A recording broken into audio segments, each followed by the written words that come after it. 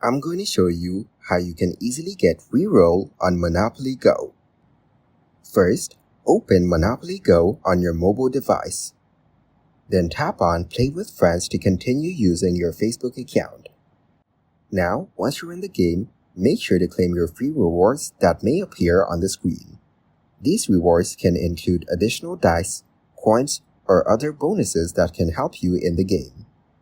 After that, go back and open Google Chrome on your mobile device. Now search for the Dice Monopoly Go link in the search bar.